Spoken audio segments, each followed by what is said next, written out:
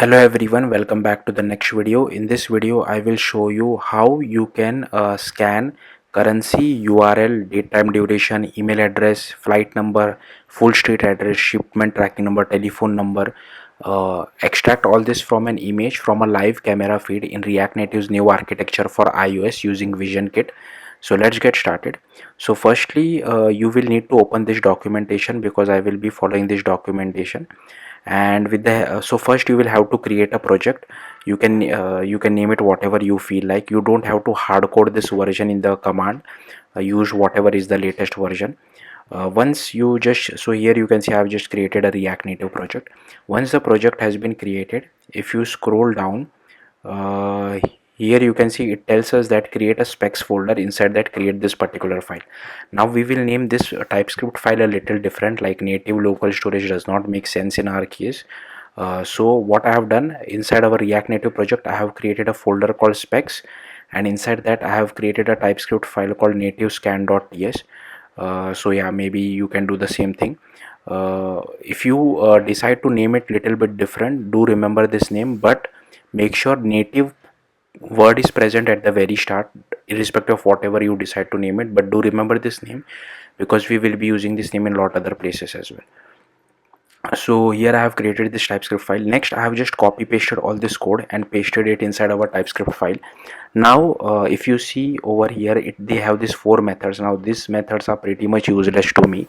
So what I have done, I have removed all these 4 methods and I have created my own method called scan, and it will have a promise of type string. Okay, so whatever has been scanned, we will be writing the implementation in Objective-C as well as with Swift, and whatever has been scanned will be returned back to React Native side. And you also need to change this particular name over here, so don't forget this particular name as well.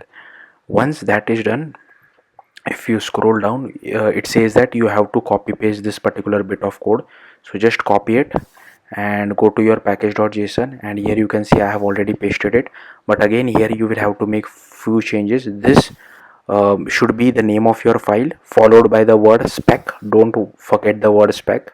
And this again should be the name of your file, TypeScript file, all in a smaller case. Once that is done, what you can do is you can just cd to your project. So I will just cd to where my React Native project is located. So this is my React Native project. I will just cd to it and I will just do npm install. Because we have changed this particular package.json file, we have to make these changes. Once that is done, you will have to go to iOS folder. Then you will have to do cd iOS. Okay, and then firstly you will have to run this command. Now I have already run this command, so I won't run it again. So just copy and paste it over here and just press enter. React Native will do its thing, and then you will also need to run this particular command as well. Again, copy and paste it over here. So again, I have already ran this command. So basically what it will do, it will do code generation for the TypeScript file which you have created, which we will look later on. Once that is done, now how to use it, we'll look at the implementation later on. To use it, you can just go to app.tsx and you can import native scan, something like this.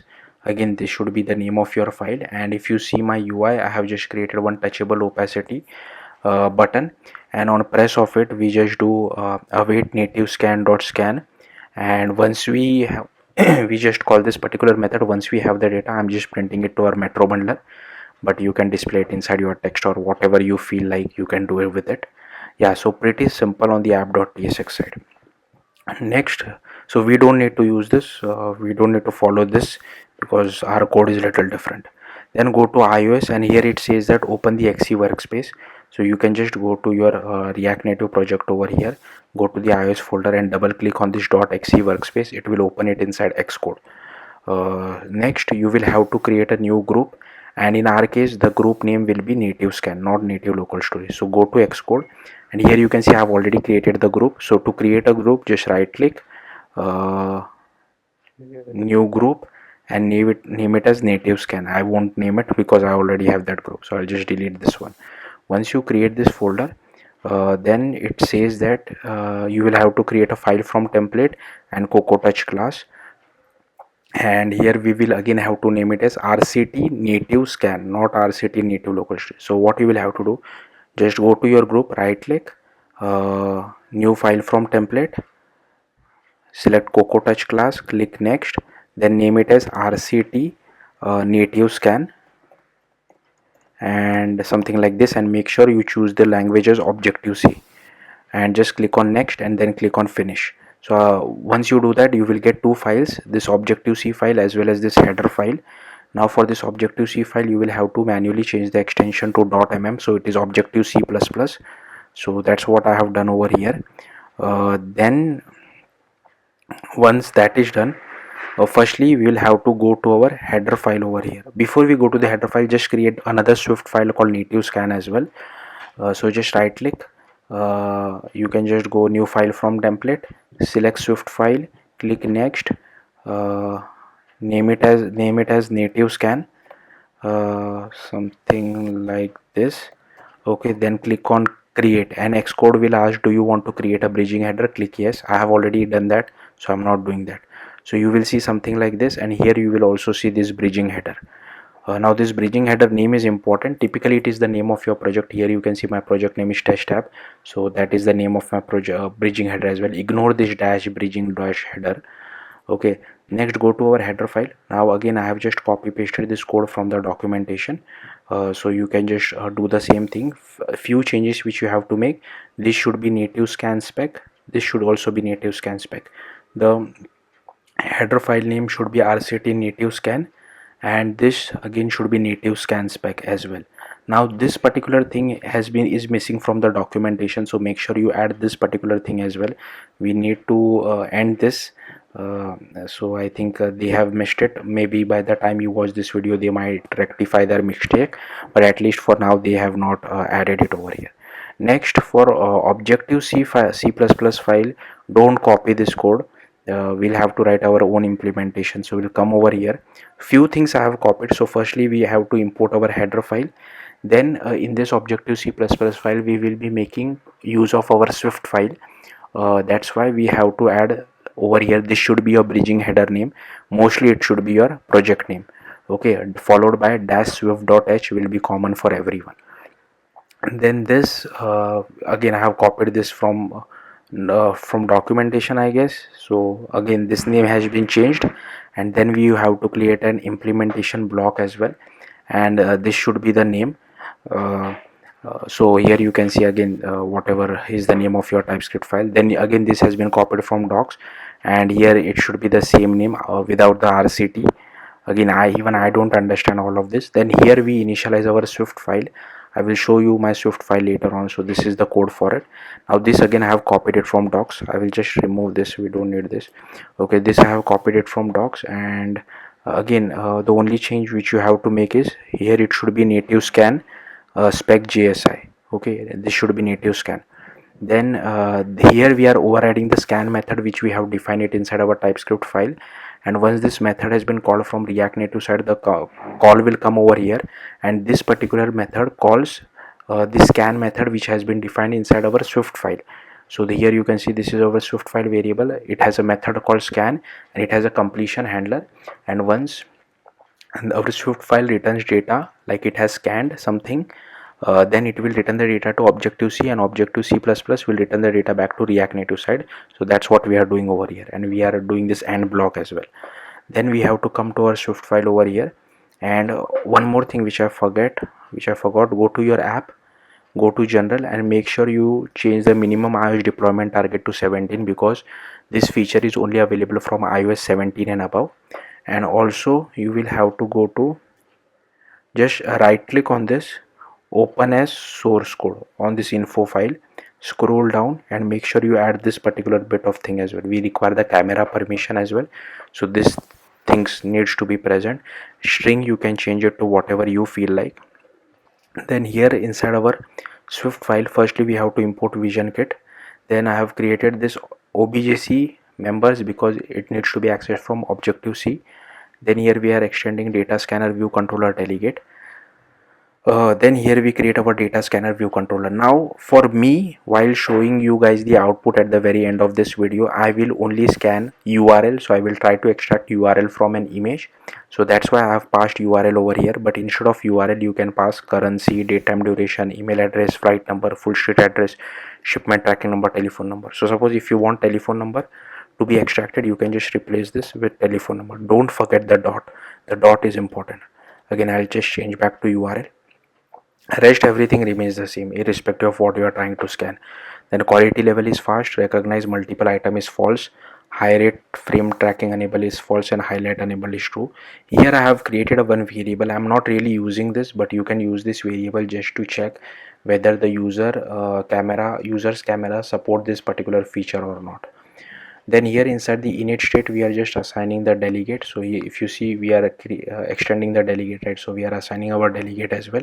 Here I have created this completion handler as well, and inside our scan method, which was called from objective C++, it has a completion handler. So we just assign this completion handler to this particular completion, and then here we get hold of our root view controller. Then we just do root view controller dot present, pass our view controller, which is this one, data scanner view controller, and start scanning. Now because we are extending this delegate, we can override few methods like data scanner did zoom, then did tap on. I'm not really using it, but if you want you can use it. For our case, the important method is did add. So once it has recognized something, it will come to this switch case, and once the text has been properly extracted from the image, or in my case URL, then I'm just stopping our scanner, dismissing it, and setting the text back as a completion handler. And in case of any default, I'm just printing unexpected item, but you can handle this use case however you feel like. And I'm also overriding these three methods. This is not really necessary, this is just for your own knowledge. So if you want to use it, you can just use this did update, did remove, and become unavailable with error methods as well. So yeah, that should be it. Now what I'll do is I'll just run this application and show you guys the output. Okay, so as you can see, I have my app running on a real device. You will have to run it on your real device, otherwise it will not work for you, because we have to open the camera. Also, one minor thing which I have changed is I have just changed the style for our text button or touchable opacity, because it wasn't really visible, that's why. So I have this, so here you can see it is running on my real device, and I have this image which I want to extract it from. You can use whatever image you feel like. I'll click on this press me button. It will ask me for my camera permission.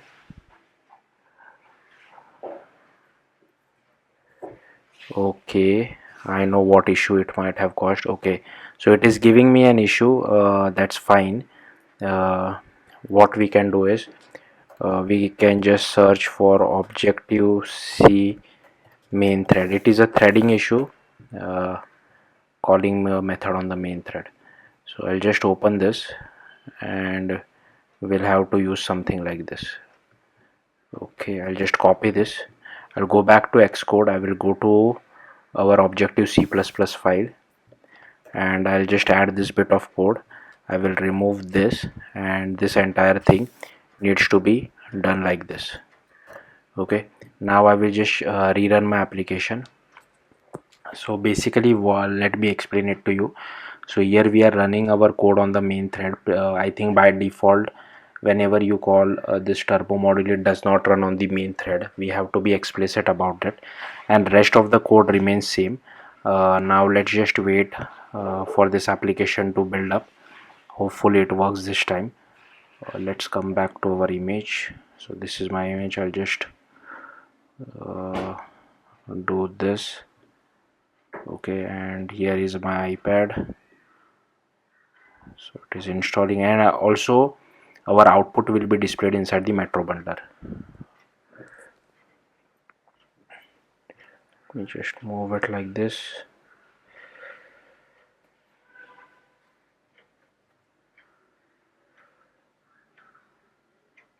So here I'll click on the press me button. I'll click on allow, and here I will just bring it in front of this. So it has scanned it, and it has automatically dismissed it as well. Let's see our Metro bundler. So this is my Metro bundler, and here you can see it has logged the same thing. So hopefully you got the point. Yeah, that's it. Thank you for watching. Bye.